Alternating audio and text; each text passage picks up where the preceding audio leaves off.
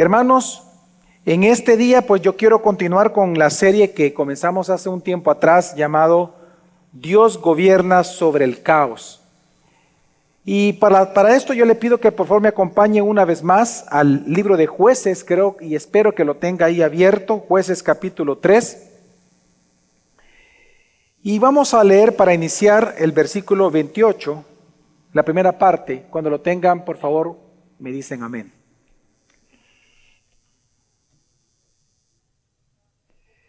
Jueces capítulo 3, versículo 28, dice así la palabra de Dios. Y les dijo, perseguidlos porque el Señor ha entregado en vuestras manos a vuestros enemigos, los moabitas. Actualmente nos encontramos en la serie que se titula Dios gobierna sobre el caos. Y estamos estudiando el libro de Jueces parte por parte, y donde estamos nosotros analizando y observando cómo este libro nos habla de cuando una persona deja de confiar en Dios, una iglesia deja de confiar en Dios, una familia deja de confiar en Dios, el caos viene sobre ellos. El libro de Jueces nos enseña que abandonar a Dios trae como consecuencia caos sobre la vida de una persona. Pero a la vez, el mismo libro nos enseña y nos señala cómo el poder de la gracia y la misericordia de Dios en Cristo Jesús nos salva de ese caos y nos preserva todos los días de nuestra vida. Por lo tanto, Jueces lo que nos señala y lo que nos enseña como libro, hermanos, es que toda la victoria sobre el caos que pueda haber en tu vida por causa de tu pecado o por causa de las circunstancias a tu alrededor, toda victoria sobre el caos y el pecado, al final es la victoria de Cristo en nosotros, nuestro gran libertador, Señor y Salvador. El día de hoy, en el texto que hemos leído y que ya vamos a analizar, en el texto de hoy, vamos a ver que la victoria diaria sobre tus circunstancias, hermanos, no es una cuestión de suerte, sino que es Dios obrando todo el tiempo. El día de hoy vamos a aprender, como dice el título del sermón, que la vida cristiana, lo bueno, las victorias, tus logros, toda cosa buena que tú puedas observar, experimentar o obtener, no es suerte, sino Dios. Así que hoy nosotros veremos específicamente cómo Dios obra cuando nadie lo está observando. Una de las cosas, hermanos, que nosotros tenemos que reconocer es que el ser humano, en general la humanidad es una humanidad supersticiosa. La mayoría de personas creen en la suerte. Yo recuerdo de pequeño, ¿verdad?, en el colegio que cuando a alguien le iba bien decíamos, mira, qué lechudo sos. La palabra leche se asociaba pues al suertudo, ¿verdad?, al famoso suertudo, qué suerte tienes. Y al que tenía mala suerte, ¿cómo le llamábamos? Salado, vos y que estás salado, le decíamos.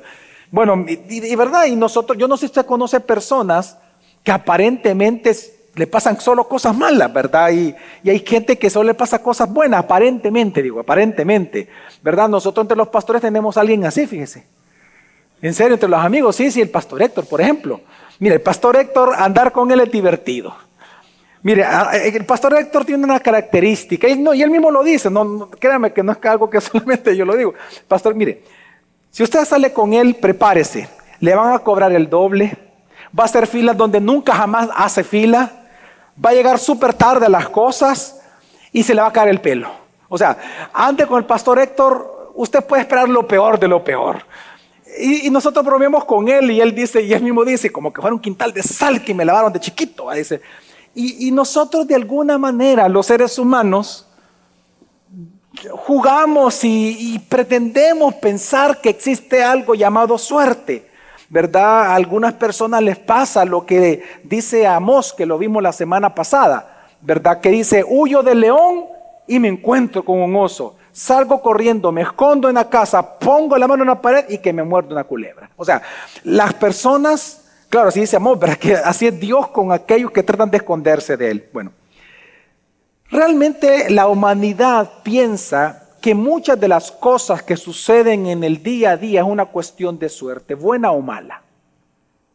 Pero Dios enseña lo contrario en su palabra, totalmente lo contrario. La Biblia nos enseña que la suerte, o lo que el ser humano llama cosas al azar, en sí mismas no son circunstanciales, sino que todo está controlado absolutamente por nuestro Dios soberano. La Biblia lo que enseña, hermanos, es que Dios gobierna sobre el mundo. Dios controla cada aspecto que sucede en este mundo. Dios controla cada eventualidad, cada movimiento, cada acción, cada circunstancia, sea para el hombre azarosa o no sea azaroso. Dios controla cada aspecto de tu vida y de mi vida. Dios es soberano. La Biblia nos enseña que a este atributo de Dios se le llama providencia. La gran doctrina de la providencia de Dios. Cuando nosotros hablamos de que Dios es un Dios soberano, es que Él, por ser Dios, tiene el derecho a gobernar.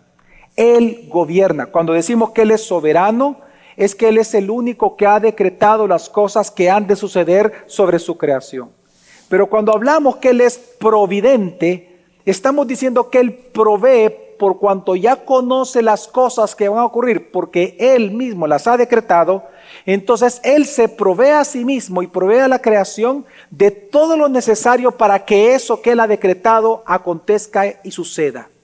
Y no hay nadie ni nada que lo pueda impedir a Dios hacer eso, porque Él es soberano y providente. La gran doctrina de la providencia nos enseña, hermano, de que lo que Dios ha creado, Él no lo ha dejado a la deriva, sino que Dios interviene en su creación todos los días, y que lo que Él ha creado, Él sostiene, Él dirige, Él guía sabiamente hasta el día de hoy.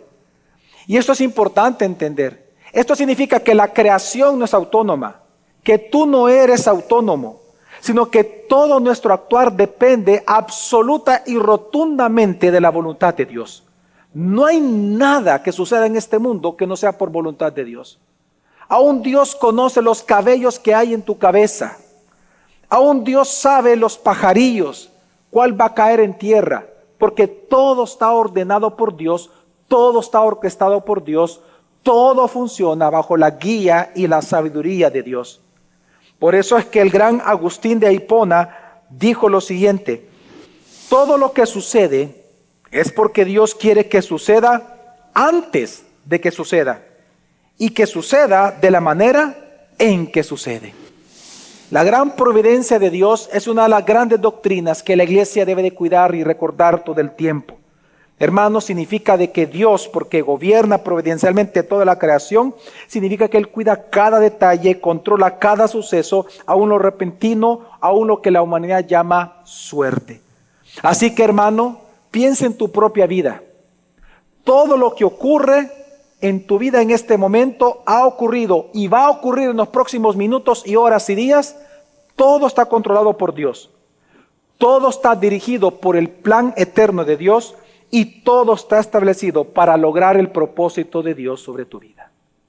Hermanos, Dios es providente. El Catecismo Reformado de Heidelberg lo dice de la siguiente manera, hablando de la providencia de Dios, la define así: la providencia de Dios es el poder todopoderoso y presente de Dios en todas partes, por el cual, por así decirlo, sostiene y gobierna el cielo, la tierra y todas las criaturas, de tal manera que las hierbas y el pasto, la lluvia y la sequía, los años fructíferos y estériles, la comida y la bebida, la salud y la enfermedad, las riquezas y la pobreza, sí, todas las cosas vienen no por casualidad, sino por su mano paterna. Hermano, toda tu vida está orientada por Dios. Por eso el apóstol Pablo, cuando él es invitado a predicar en el Areópago de Atenas, en su sermón tan espectacular que él predicó ahí, él llegó a decir, para que los demás conocieran a Dios, en Hechos 17:28, en Él vivimos, nos movemos y existimos. ¿Qué está diciendo Pablo aquí? Dios está exaltando a través de Pablo su propia soberanía y providencia. Que si tú existes, es en Dios en quien tú existes. Que tú no te mueves en el azar, tú no te mueves en la casualidad, tú te mueves en Dios. No hay nada, No hay un centímetro cuadrado, como decía Abraham Kuyper, en donde Dios no tenga su gobernanza. En toda su creación Dios gobierna.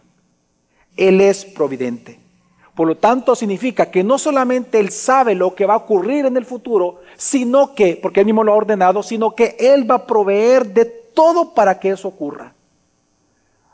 Y por lo tanto, hermanos, en la historia que vamos nosotros a estudiar en este día, que el libro de Jueces nos predica, precisamente el gran mensaje es la providencia de Dios.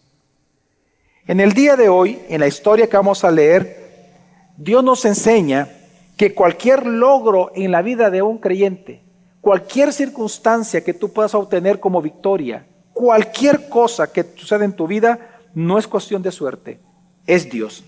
Por lo tanto, mi objetivo en esta mañana a través del sermón es exhortarte a que no te fíes de la suerte, sino del control de Dios y de su palabra.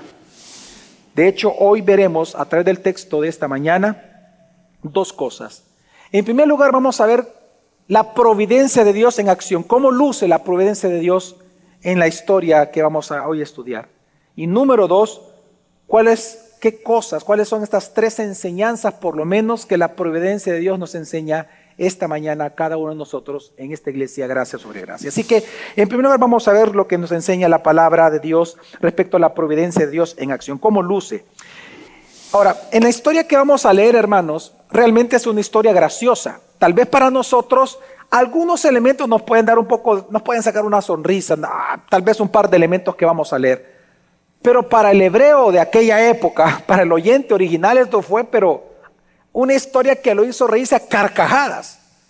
Precisamente porque lo que vamos a leer es una historia, es una narrativa, pero que está escrita en hebreo en forma de sátira. Una sátira es una burla en contra de algo o de alguien. En este caso es una sátira en contra de los moabitas. Así que los elementos que el escritor de Jueces, bajo inspiración del Espíritu Santo, él escribió y pone en la historia, realmente son elementos propios de la jerga judía. Son palabras bien hebreas en donde él ocupa para que dé risa mientras está contando, para que todos admiren cuán providente es Dios. Así que vamos a ver, a través de esta historia, cómo Dios logra sus propósitos, en este caso, por medio de instrumentos, o por medio de un instrumento y de una manera insólita. Y digo esto, hermanos, porque creo que fue Juan Calvino el que dijo de que Dios puede obrar sus propósitos en su creación, ya sea a través de medios, sin medios y por medios contrarios. ¿Qué significa eso? Bueno, de que Dios es tan poderoso y tan providente de que Él puede hacer su voluntad en esta tierra sin ningún medio. Por ejemplo, Él puede hacer un milagro si Él quiere en este momento. ¿Amén, hermanos? ¿Cuántos creen que Dios, si Él quiere, puede hacer un milagro? Ok, Dios puede obrar su voluntad sin medios, pero también Dios puede obrar a través de medios. Un medio es un ser humano. En este caso, los héroes que aparecen en Jueces, Dios los ocupa y Dios los llama a ser héroes. Pero también Dios puede ocupar medios contrarios, es decir, enemigos. Satanás mismo. Lutero creo que es el que decía que Satanás es el perro encadenado por Dios, en donde Él le suelta la cadena hasta donde Él quiere, que al final el perro es el que hace el daño, pero Dios lo controla. Recordemos cómo Dios ocupó a Satanás para él glorificarse cuando le pidió tentar a Job, ¿se acuerda? Y Dios le dijo, bueno, hazlo, pero no toque su vida. Dios puede ocupar medios contrarios a él, como Satanás. Entonces, lo que vamos a ver en esta historia, cómo Dios, Él realiza su voluntad a través de seres humanos. Y cómo Él es providente en rescatar a su pueblo a través de todo esto. De una historia insólita. Vamos a leer vamos a comenzar. Dice Jueces 3, 12 al 14. Volvieron los hijos de Israel a hacer lo malo ante los ojos del Señor. Entonces el Señor fortaleció a Eglón, rey de Moab, contra Israel, porque había hecho lo malo ante los ojos del Señor. Y Eglón reunió consigo a los hijos de Amnón y Amalec, y fue y derrotó a Israel, y se apoderaron de la ciudad de las palmeras, y los hijos de Israel sirvieron a Eglón, rey de Moab, por 18 años. Ahora, esta historia no comienza con la parte que da risa, por el contrario, qué triste es leer que dice, volvieron a hacer lo malo ante los ojos del Señor. Algo que vamos a comenzar a ver en el libro de Jueces es cómo cada historia subsecuente, vamos a ver cómo cada vez se corrompían aún más. Lo que estamos viendo aquí, cómo el menosprecio a Dios era progresivo. Si antes ellos lo hicieron de alguna manera, hoy otra vez volvieron a hacerlo delante del Señor. Y no solamente eso, sino que vemos también lo que hizo Dios. Y aquí comenzamos a ver la providencia de Dios. Dios se proveyó a sí mismo de un instrumento contrario a él, un medio contrario, para disciplinar a sus propios hijos. Una pregunta, ¿Dios pudo haber disciplinado a Israel con una plaga? ¿Milagrosa, sí o no? Sí, pero aquí él no va a decidir eso. Sino que en esta historia Dios decide ocupar un medio contrario a él. A un rey malvado. A un enemigo del reino de Dios. A Eglón. Y resulta, dice la Escritura, que él, es decir, Dios, fortaleció a Eglón. No fue la suerte, no fue Amalek, no fueron las otras naciones. Dios fortaleció al enemigo. ¿Qué significa eso? De que Dios, ocupando su derecho de providencia, providencialmente Él ordenó que estoy comenzó a mover las circunstancias para que todo a Eglón le saliera bien en conquistar a Israel y todo le saliera mal a Israel en defenderse de Eglón. ¿Por qué? Porque Dios es providente. Porque cuando Dios decide disciplinar a su pueblo, no hay nada ni nadie que lo detenga. Así como cuando Dios decide quitar la disciplina a su pueblo, no hay nada ni nadie que lo detenga a Dios. Así que comenzamos a ver la providencia de Dios. Dios ordenó que Israel fuera vencido por Eglón. Así que Dios fortaleció a un enemigo, a Eglón. Ahora, esto es importante entenderlo porque aunque Eglón, hermanos, como rey, no era nadie ni nada ante los ojos de Dios o delante de Dios o contra Dios, aquí vemos cómo Dios puede ocupar instrumentos contrarios a él para su gloria. Ahora, una pregunta, una objeción cuando alguien comienza a escuchar esto de la providencia de Dios es la siguiente: bueno, pastor, pero si Dios ocupa, por ejemplo, a Satanás y aquí a Eglón, que puede ser un tipo, digamos, de lo diabólico, de lo malvado, ¿no significa que se le puede acusar a Dios de maldad? No.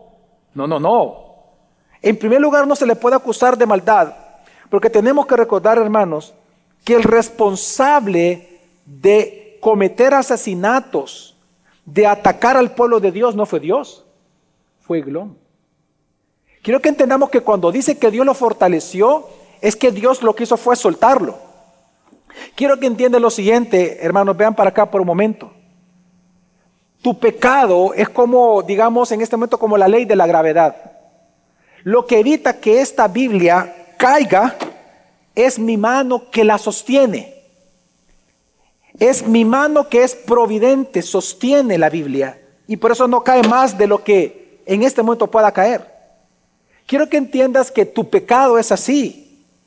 Tú no caes más allá de lo cuanto tú has caído al día de hoy porque Dios te está deteniendo, porque Él es providente sobre tu vida. Él te cuida y te sustenta, dice la Biblia, el sustentador de las cosas. Entonces lo que Dios hizo fue simplemente, soltar la cadena, soltar la mano, y Eglón dice, vamos con todo. Y entonces, ¿quién es el responsable? Es decir, ¿quién se gozó en atacar a Israel? Eglón. ¿Quién se gozó en matar a los israelitas? Eglón. ¿Quién se gozó en hacer sufrir a los israelitas? Eglón, no Dios. Entonces tenemos que entender que no se le puede acusar a Dios, porque la maldad no proviene de Dios. No hay sombra de variación en él, dice la Escritura. La maldad estaba en Eglón. Lo que Dios hizo fue simplemente soltar la cuerda y agarrarla hasta cierto punto para que no destruya a Israel. Y esto es lo segundo. No se le puede acusar de maldad a Dios, porque la intención de la disciplina del Padre no es destruir, es que regresen a Él. Entonces, ahora, ¿qué sucedió? ¿Qué hicieron ellos ante esta disciplina de Dios? Sigamos leyendo versículo 15. Pero los hijos de Israel clamaron al Señor, y el Señor les levantó un libertador, a Ahod, hijo de Gera, benjamita, el cual era zurdo. Y los hijos de Israel enviaron tributo con él a Eglón, rey de Moab. Veamos dos cosas importantes acá. En primer lugar, dice que Dios providencialmente levantó un nuevo libertador, Ahod, que era ¿qué? Zurdo. Ahora, en la Reina Valera, si usted tiene Reina Valera, se da cuenta que ahí dice cerrado de la mano derecha. Zurdo, algunos pudieran pensar de que por cómo está la palabra ahí en hebreo, que significa que él estaba impedido de alguna manera de la mano derecha y por lo tanto él fue zurdo toda su vida. Pero cuando uno lee la historia de la tribu de Benjamín, recordemos de que parte del ejército, por ejemplo, de David, dice que algunos eran ambidiestros y que con ambas manos agarraban las espadas. Eran los benjamitas. Porque a ellos, a muchos de ellos, o a algunos niños desde pequeños, se les amarraba la mano derecha para que ellos también aprendieran a tirar honda y a ocupar la espada con mano izquierda. Luego, naturalmente, aprendían con la derecha y entonces eran ambidiestros. Estamos hablando entonces que Dios levantó a un hombre ambidiestro, guerrero de la élite de los benjamitas, guerrero de élite, que era simplemente muy bueno con las dos manos para la guerra. Ahora bien, en todo esto también vemos en esta providencia de Dios que Dios lo que está resaltando, que si bien es cierto, era importante y daba ventaja en el tiempo de la guerra que una persona fuera zurda, pero lo que se esperaba es que agarrara con la derecha la espada, es que esto era inusual en aquel tiempo. Ver a un zurdo realmente era algo inusual, era distinto. Lo que está diciendo la Biblia es que él era cuando dice y era zurdo, lo que está diciendo es que él era distinto, raro ver eso. Y Dios levantó a alguien distinto a los demás. No levantó al que la gente pensaba que iba a agarrar, sino que levantó a alguien diferente. No me esperaba algo así. Y es lo que estamos viendo acá. Ahora bien, en esta narrativa, aquí empieza lo que da risa.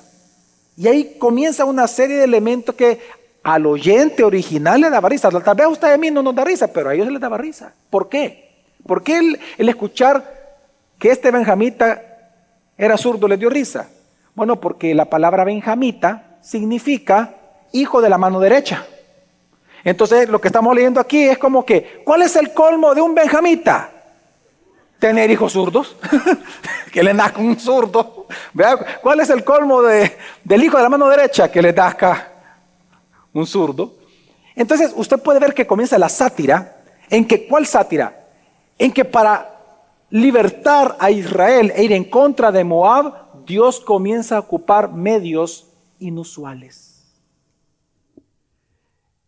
Y lo que encontramos aquí es la providencia en acción. Porque si se da cuenta, una vez dice la Escritura que Ahod fue elegido por Dios para ser libertador, dice inmediatamente, y los hijos de Israel, no Dios, los hijos de Israel enviaron tributo con él a Eglón, rey de Moab. Resulta que, y lo voy a decir con intención, casualmente después de que Dios dijo que él era el libertador y que no lo sabía el pueblo, porque no lo sabían, porque Dios no lo habló, no un profeta que lo anunció, casualmente resulta que lo eligen a él dentro de una comitiva para que vaya a entregar los tributos que anualmente se le daban, porque recuerden que eran vasallos, a Moab el conquistador.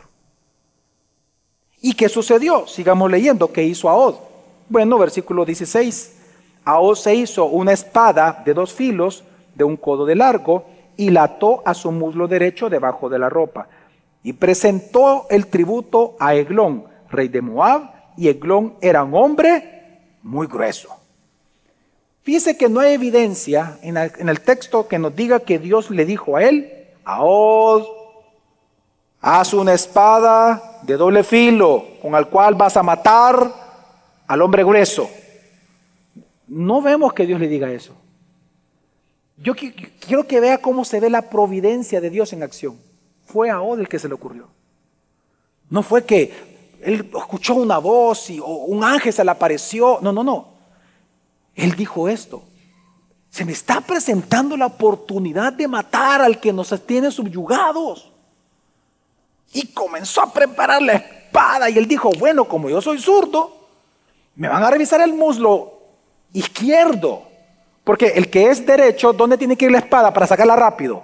No va a ir aquí. Imagínese si usted tratando de sacar la espada, ¿verdad? No, la espada se saca de este lado, ¿verdad? Si usted es derecho, la espada va en el lado izquierdo. Pero ahí dice que él preparó una espada y ¿dónde la puso? En su muslo derecho, porque era para sacarlo rápidamente. Entonces, usted puede ver cómo a él se le ocurrió todo eso. ¿Qué estamos viendo acá? ¿Qué es lo que Dios nos está enseñando? Aquí lo que estamos viendo es cómo Dios ocupa la astucia y la inteligencia que proviene de la fe de sus hijos. Ahod vio la oportunidad y la aprovechó. Ahora, aquí vemos dos cosas graciosas. En primer lugar, qué casualidad, voy a ocupar otra vez con intención la palabra, qué casualidad que no le revisaron el muslo derecho. Dígame si no es tonto eso. Mire, si usted va, por ejemplo, a donde un gobernante, a donde un mandatario, mire, a usted le van a revisar hasta el alma. No, en serio, le van a revisar hasta el último piojo. Lo van a revisar todito. Y lo van a pasar por máquinas. ¿Y usted quién es? Enséñeme el DUI. ¿Y usted qué viene a hacer? Abra la maletín, abra la boca, abra los ojos. Y resulta que él va a hablar con el hombre más importante de la época y el más poderoso. Y no le revisan el muslo derecho. Mire qué tontos son estos moabitas. Y no solamente eso, sino que lo que vemos aquí es que la palabra tributo, intencionalmente el autor está ocupando la palabra que se ocupa para presentar ofrendas a Dios en el lenguaje judío. Cuando se va a matar un becerro, ese tributo a Dios es la misma palabra que ocupa acá, intencionalmente el autor. Tributo. Es decir, una ofrenda animal o una ofrenda comestible. ¿Pero por qué lo ocupa? ¿Y por qué dio risa a los niños cuando escuchaban esta historia? Porque resulta que la palabra eglón, el nombre eglón significa vaca o becerro de engorde. Y resulta que no solamente su nombre era, hey vaca engordada, vení. No solamente eso significaba, sino que resulta que dice la Biblia que era un hombre que grueso. ¿Y qué significa grueso? Hermoso, hermano. Verá, un hombre obeso. Entonces usted tiene que entender cómo los niños tuvieron que haberse reído, ¿verdad? Porque en el lenguaje judío, lo que se estaba anunciando con este versículo, con esta historia es que Eglón era un ternero que estaba siendo engordado por Dios para el matadero. Y él no se estaba dando cuenta que Dios lo iba a matar al fin. Ahora, ¿qué sucedió? Vamos al clímax de la historia. 19 al 23 dice, pero él se volvió de los ídolos que estaban en Gilgal. Ok, aquí yo me salté un versículo, el versículo 18, y pido disculpas. En el 18 lo que dice es que cuando ellos entregan el tributo, cuando iban de regreso a Israel, resulta que pasaron por Gilgal. Gilgal era parte de Jericó. Bueno, cuando dice la ciudad de las palmeras, que lo leímos, que conquistó, es Jericó. Gilgal fue un lugar de adoración a Dios. Gilgal fue, hermanos, aquella zona, ¿se acuerdan cuando conquistaron Jericó? Josué conquistó Jericó, cayeron los muros y que luego dijeron, erijamos un altar, pongamos piedras para recordar a nuestros hijos lo que Dios hizo acá. ¿Se acuerdan de esa zona? Esa zona donde pusieron esas piedras es Gilgal. Lo que antes fue un lugar de adoración, ahora es un lugar de idolatría. Porque resulta que aquí tenía sus ídolos erigidos Eglón. Resulta que cuando iban pasando por ahí, entonces Ahod, que no le había contado a nadie de su plan, le dijo a los demás, váyanse, a sus compañeros, váyanse, ya entregamos el tributo, ¿qué va a hacer? Hay cosas que tengo que hacer, váyanse. Y los despidió. ¿Por qué? Porque él se regresa al palacio. ¿Y qué sucedió? Pide audiencia otra vez con el rey. Y mire lo que pasó.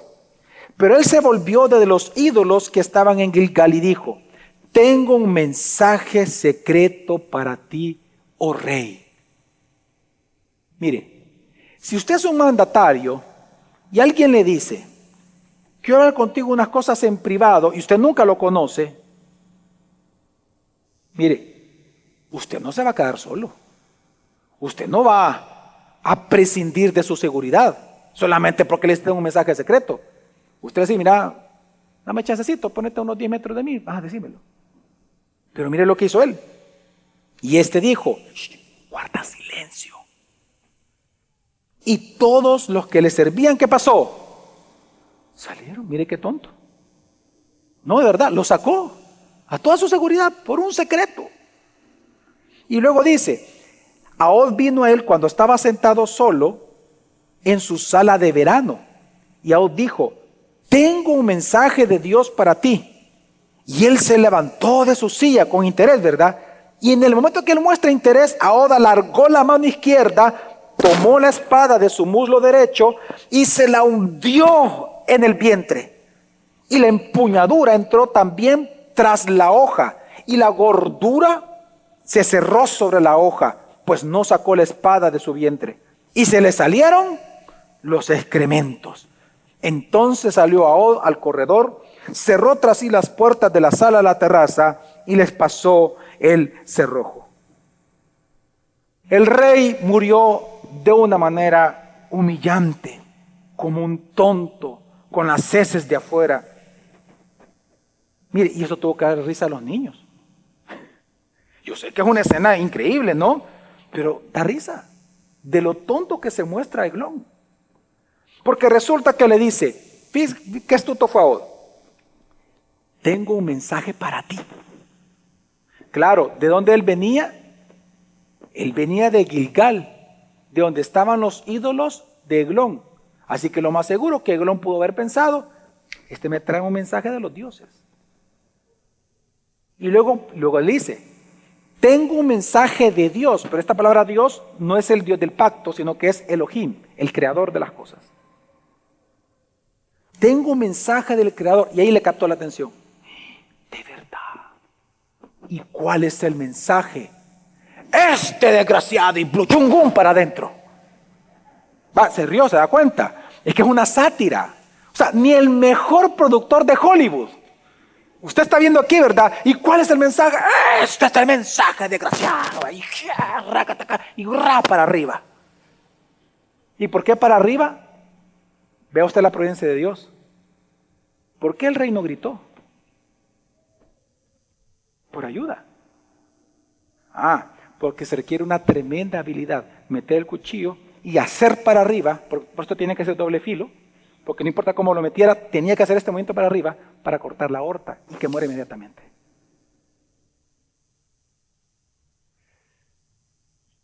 Y no solamente eso. Y qué interesante que el escritor pone que la hoja, dice, ya cambia de cuchillo a hoja, de espada a hoja, dice, las hojas quedaron adentro. ¿Por qué? La hoja. Porque la palabra hoja significa flama o llama, que es la que se ocupa para los sacrificios en el altar delante del Señor.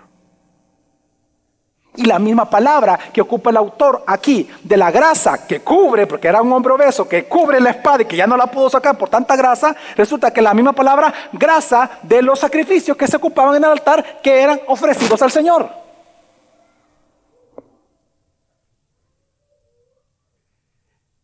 Y no solo eso, sino que resulta que se le salieron los excrementos. Dígame si eso no da risa.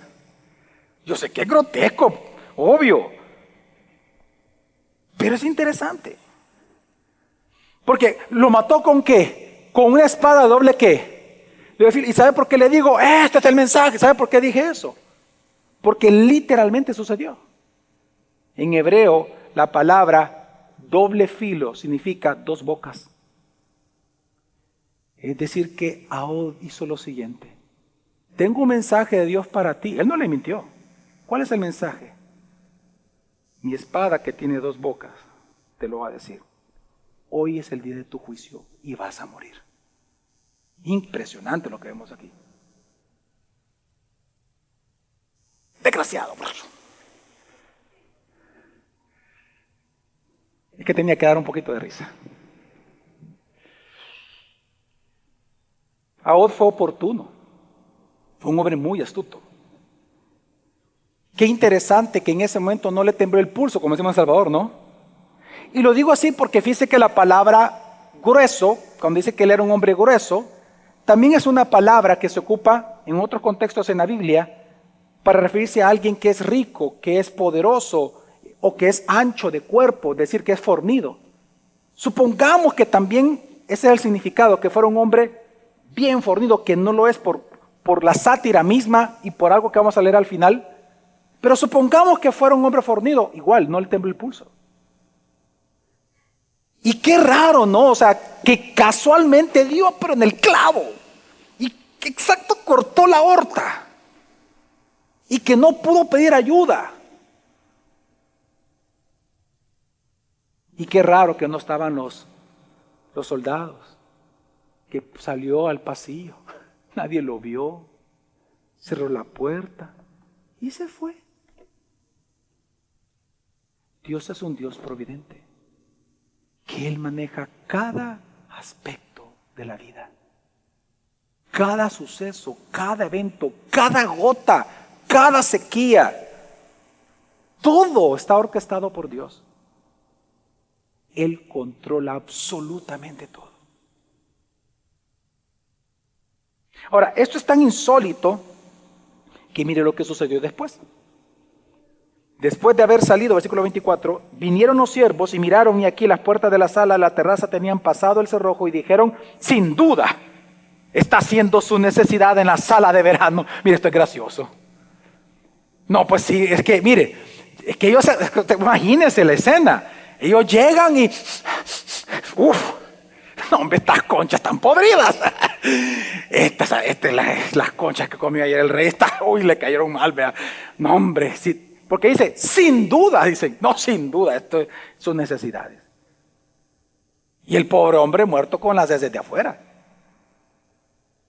Hasta eso Dios controló para que tuviera tiempo de ¿qué? De huir. Pues resulta, sigamos leyendo, y esperaron hasta sentir inquietud. Pues he aquí que él no abría las puertas de la sala a la terraza. Entonces tomaron la llave y las abrieron, y aquí que su señor caído en el suelo muerto. Mas Saúl había escapado. Mientras ellos ¿qué? Ve el detalle del escritor. El escritor quiere que usted se fije en lo que Dios hizo. Dice, mas Saúl había escapado ¿en qué momento? Mientras ellos esperaban. Es decir, para que saliera el rey. Pasando por los ídolos, había escapado a Seirat. Y cuando llegó, tocó la trompeta en la región montañosa de Efraín, y los hijos de Israel descendieron con él de la región montañosa, estando él al frente de ellos.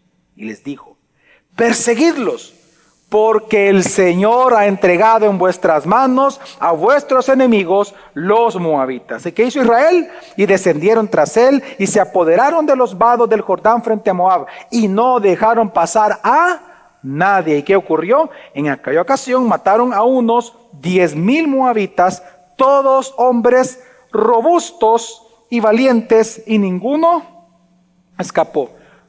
Pues aquí también realmente tuvo que haber dado risa, porque la palabra robusto, que habla del ejército de Eglón, del ejército de Moab, la palabra robusto significa grasoso.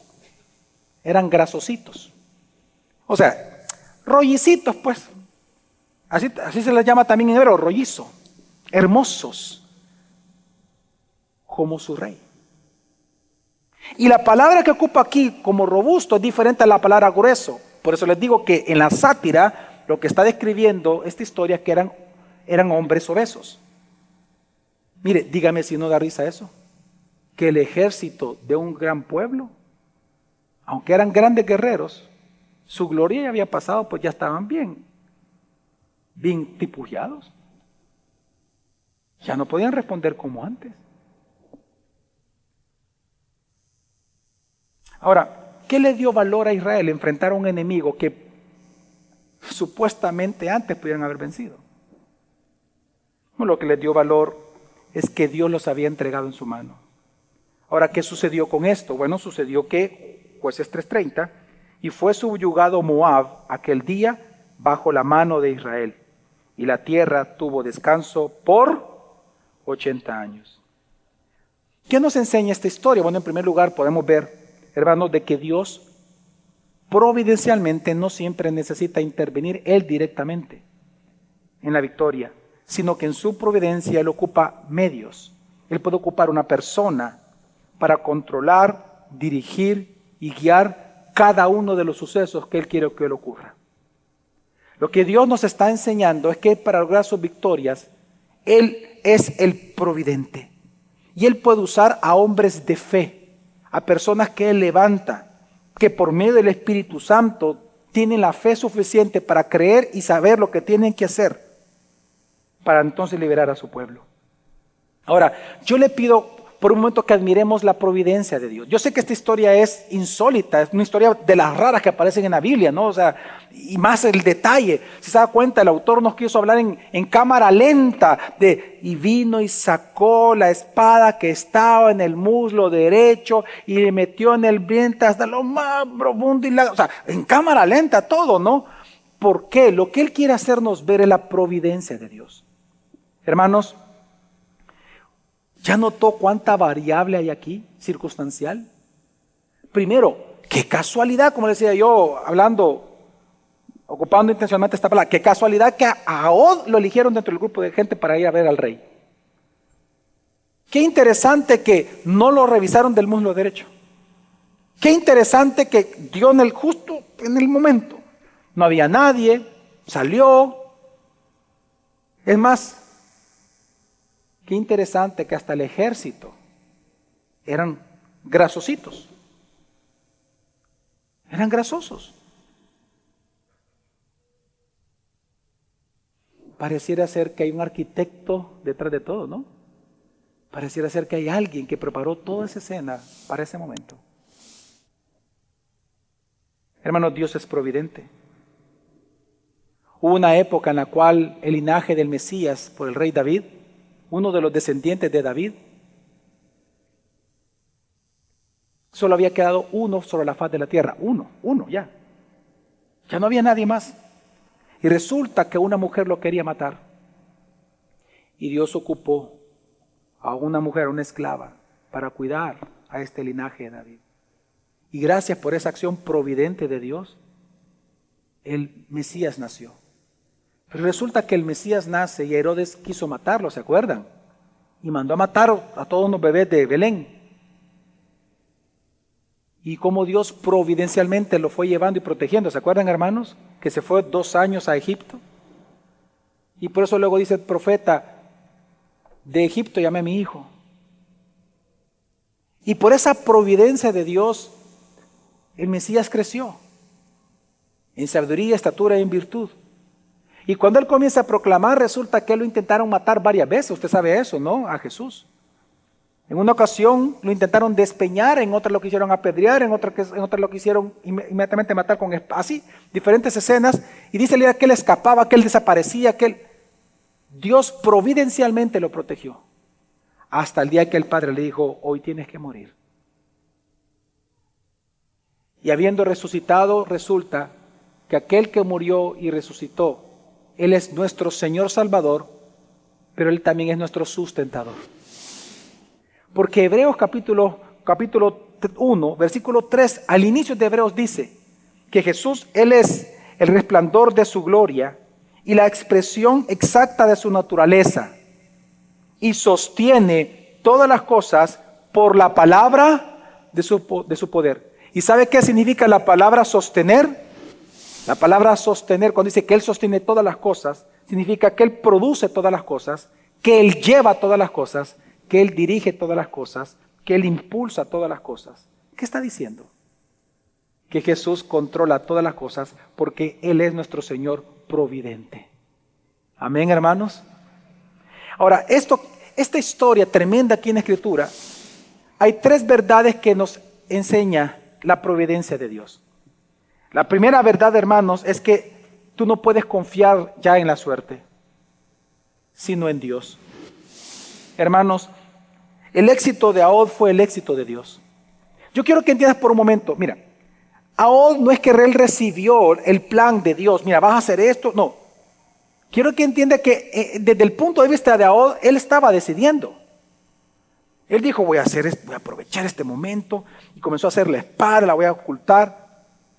Obviamente, él lo hizo en fe porque él sabía que Dios había entregado a los moabitas en sus manos. Pero Dios ocupó a Og. Pero la victoria fue de Dios. Y esto es importante entenderlo porque si Dios no hubiera elegido a Og, todos los planes de Og hubieran fracasado desde el momento que hizo la espada. Posiblemente se hubiera herido, se hubiera matado a sí mismo, lo hubieran descubierto o el rey lo hubiera matado. ¿Por qué? Porque Dios no lo había elegido. Pero él tuvo victoria porque Dios lo eligió. Y esto es importante, hermano. Pues tienes que entender que tú no puedes hacer nada en la vida confiando en la suerte o confiando en tu suerte o confiando en tus propios criterios o razonamientos o opiniones. Dice la Escritura en el Salmo 127, 1 y 2. Si el Señor no edifica la casa, en vano trabajan los que la edifican. Si el Señor no es el que guarda la ciudad, ¿quién guarda la ciudad? Oiga, ¿quién guarda la ciudad? Si el Señor no es quien la guarda, en vano, ¿qué? Vela la guarde. ¿Te das cuenta que la vida no consiste en suerte, sino en Dios?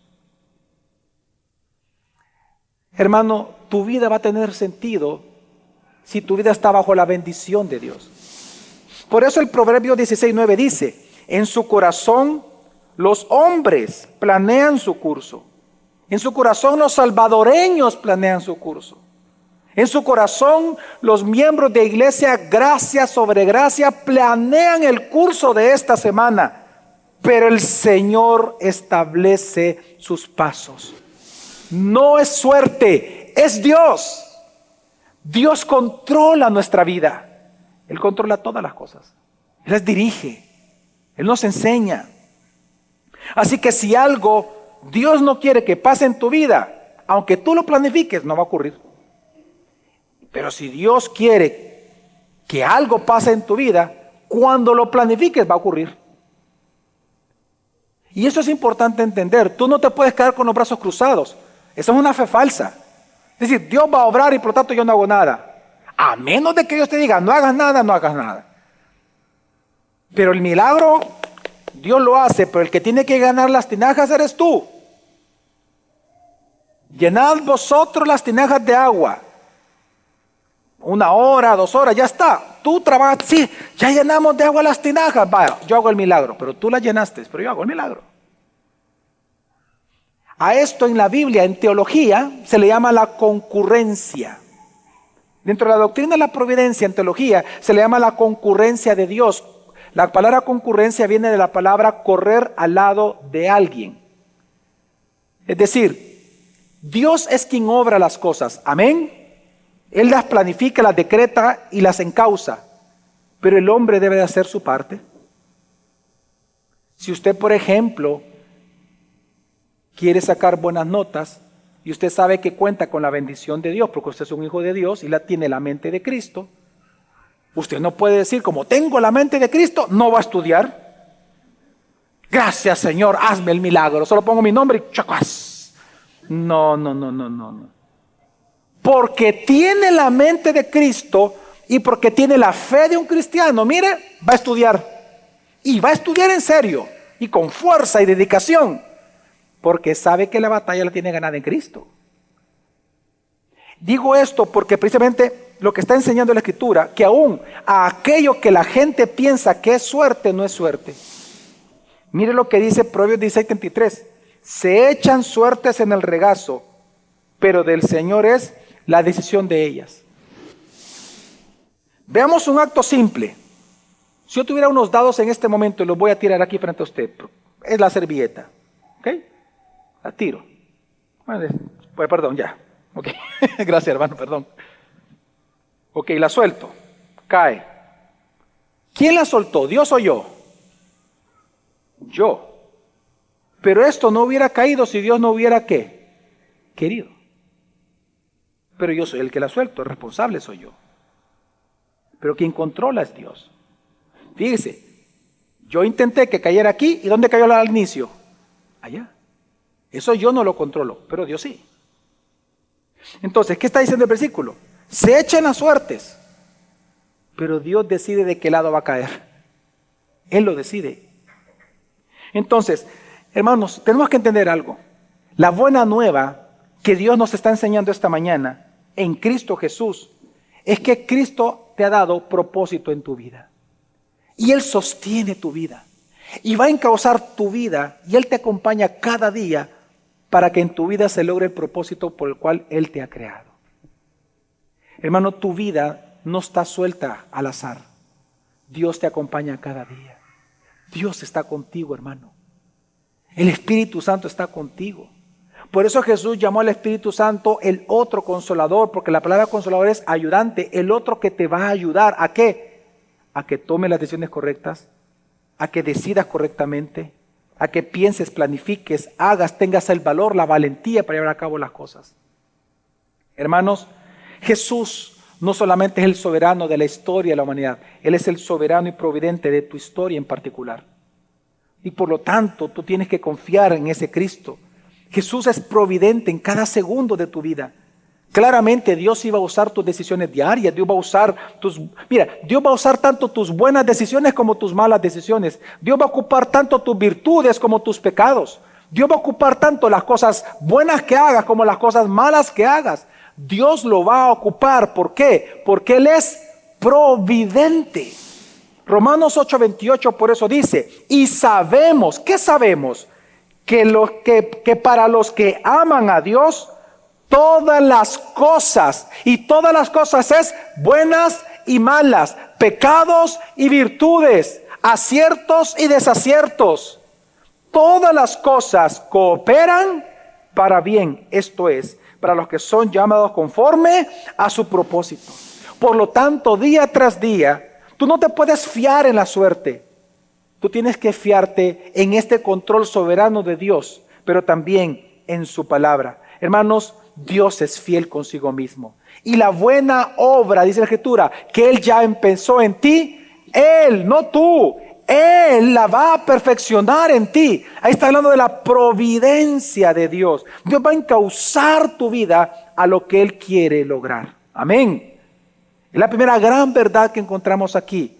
Pero esta verdad sería incompleta sin la segunda. Que si bien es cierto que Dios inclina tu corazón, Dios es providente para tu vida y dirige tu vida, eso no significa que tú no seas responsable de tus actos. Tú vas a rendir cuentas a Dios de tus decisiones y acciones. Mira, hermano, la Biblia dice que Dios incluso tiene influencia sobre tu voluntad. Dice Proverbios 21:1, como canales de agua es el corazón del rey en la mano del Señor. Él lo dirige donde le place. Hay días en los cuales Dios, fíjate bien, dice, no vas a caer más de aquí, hijo. Ya mucho estás pecando, de aquí ya no pasas. Pero Él puede decir, voy a dejar que te caigas un poco más, que te pegas un buen sopapo, te voy a disciplinar para que regreses otra vez. O Él puede decir, bueno, ya estuvo, te voy a encauzar para este lado tu voluntad. Y Dios, como un caballero a través del Espíritu Santo, comienza a influenciar tu vida. Y de repente se te viene un versículo a la mente, que tenía rato de no pensarlo. De repente te acuerdas de un sermón predicado de la palabra. Y tú sabes lo que tienes que hacer para salir adelante. Quiero que entiendas que Dios puede encauzar tu voluntad donde Él quiere. Eso lo dice la Escritura. También dice la Escritura que las buenas obras que tú y yo tenemos y debemos de hacer, ya se nos dieron de antemano a nosotros. Efesios 2:10 lo dice. Que las obras en las cuales tú y yo vamos a caminar, ya no fueron dadas de antemano en Dios. Pero aunque Dios es así de providente, hermanos, nosotros somos responsables de nuestros actos. Por lo tanto, es mejor que tú seas amigo de un Dios soberano y providente que enemigo de Él. Porque Él es todopoderoso. Amén. Entonces, es mejor ser obediente a la voluntad de Dios que desobediente como para recibir un cinchazo de parte de Dios. Así como que Dios es providente y Él va a cumplir la buena obra en ti, el responsable de las decisiones siempre vas a ser tú. Amén, hermanos. Pero lo bueno es que Dios quiere usarte para su gloria.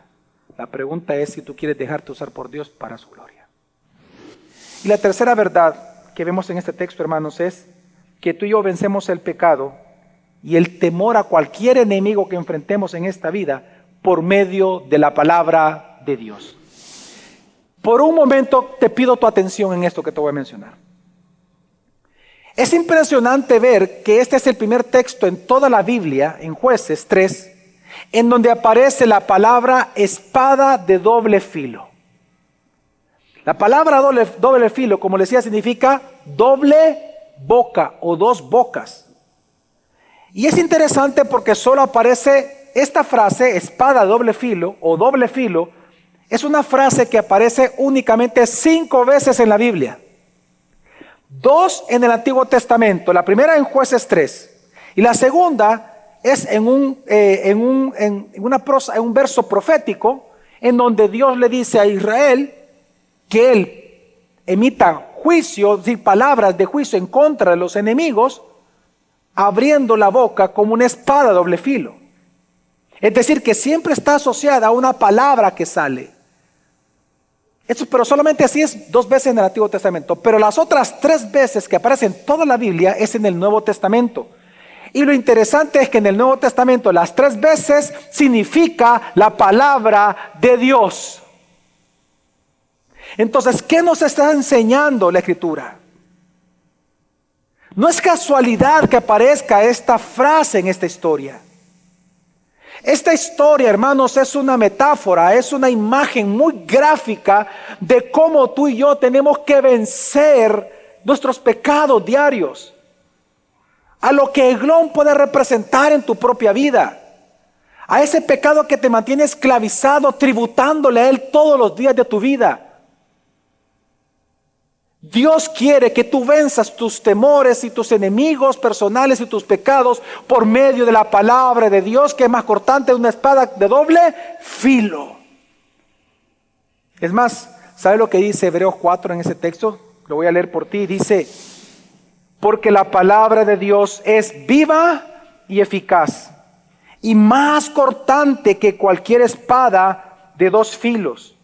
Penetra, y yo te pido que veas la similitud de las frases de acá de Hebreos con Jueces, y penetra hasta la división del alma y el espíritu, de las coyunturas y los tuétanos, y es poderosa para discernir los pensamientos y las intenciones del corazón, es decir, lo que hiede y lo que no hiede, lo que es podrido de lo que está sano. Solo la palabra de Dios penetrando en tu mente y tu corazón te va a ayudar a ti a verlo.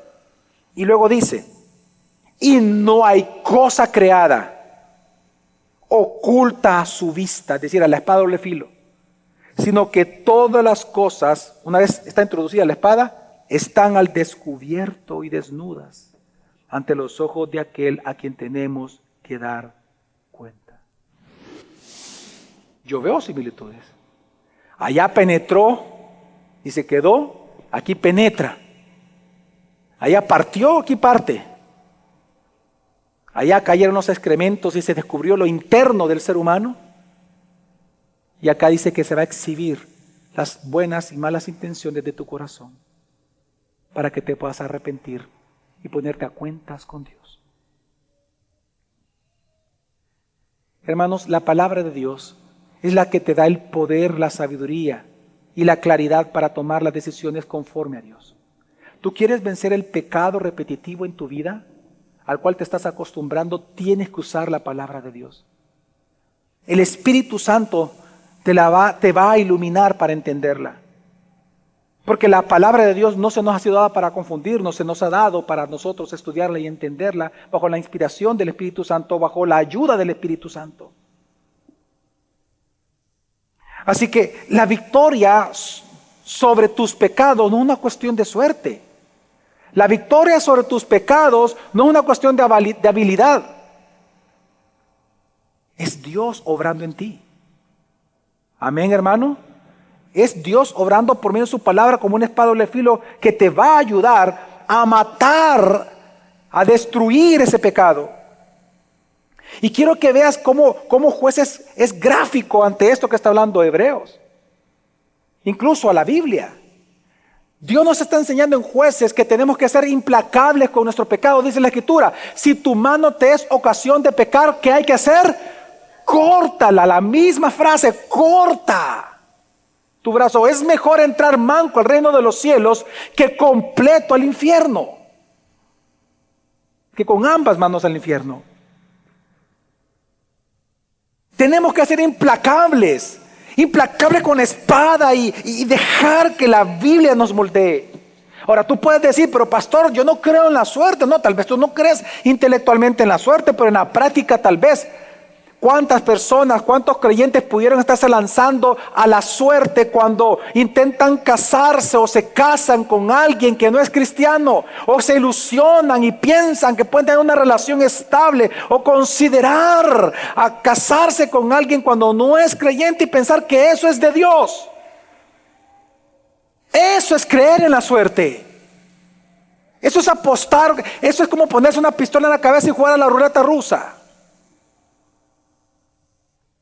O cuando tú piensas que tus amigos verdaderos en tu vida va a venir de impíos, de gente que odia y blasfema contra Dios. Él es mi amigo, él es cercano a mí. No, no es tu amigo. Tú estás dando tu vida a la suerte. Hermano, en todo caso no es a la suerte. Estás oponiendo a Dios. Tú dices no crees en la suerte. Bueno, dime si no es jugar con la suerte, que jugando con el pecado tú piensas que lo puedes controlar, que tú puedes controlar tus impulsos, tus deseos. Tú no puedes controlar nada, hermano. No. Es que la vida cristiana no se trata de la suerte o de nuestras habilidades. Se trata de Dios. Él es el poderoso. Él es el omnisciente. Él es el providente. Él es el sabio. Él es el todopoderoso. Él es el soberano. Él es el sustentador. ¿Quién sustenta tu vida? Es decir, ¿quién la encausa? ¿Quién la dirige? ¿Quién va a crear las habilidades en ti? Es Dios, por medio del Espíritu Santo. Así que, hermano, la manera de vencer la tentación y el pecado que se practica es la espada a doble filo, la palabra de Dios. ¿Y sabes cuál es la última vez que aparece esta frase, la espada a doble filo? Hablando de la palabra de Jesús. Cuando Jesús le habla a la iglesia de Éfeso, antes de hablarle, dice aquí, el que tiene la espada de dos filos en su boca.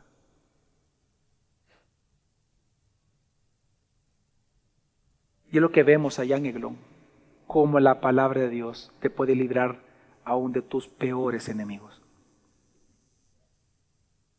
Así que, hermanos, la vida no se trata de si se tiene suerte o no se tiene suerte, de que si tienes que buscar bañarte en ruda o no bañarte en ruda, de si tú leer el horóscopo o no leerlo, de ver qué dice la inteligencia artificial o qué no predice.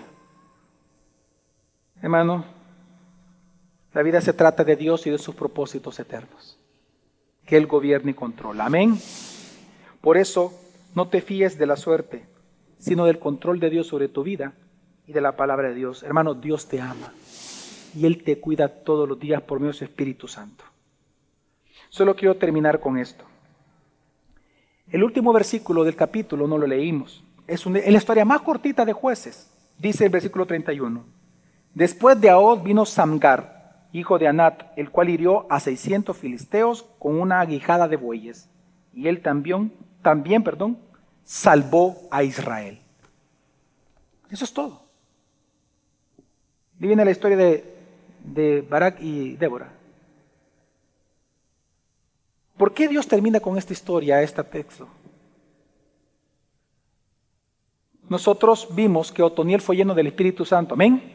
Así es la Escritura, ¿verdad? Otoniel fue lleno del Espíritu Santo.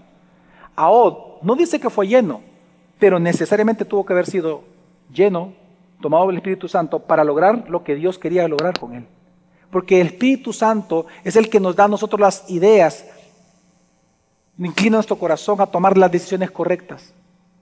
Pero en esta historia de Samgar dice que él venció a 600 filisteos con una aguijada que es la vara con que se empuja a las vacas, que es una vara más o menos de 2 metros, termina en una punta, como un asadón, ¿verdad? Como el pico de una piocha, digamos, y la otra punta es plana, chata, no es una punta, es plano chato.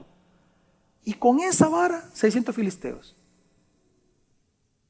Ahí no estamos viendo que Dios lo llenó del Espíritu Santo únicamente para sabiduría, sino que de manera milagrosa, como a Sansón, le dio una fuerza sobrenatural para vencer. ¿Sabe lo que está enseñando la palabra? Que Dios es providente y que Él como providente puede usar medios contrarios o no ocupar ninguno. Pero de que Él va a lograr lo que Él les ha propuesto con tu vida para gloria de Él, lo va a lograr. Y en eso tenemos que descansar todos los días. Que el Dios providente es nuestro Salvador y Señor y nos ama a nosotros.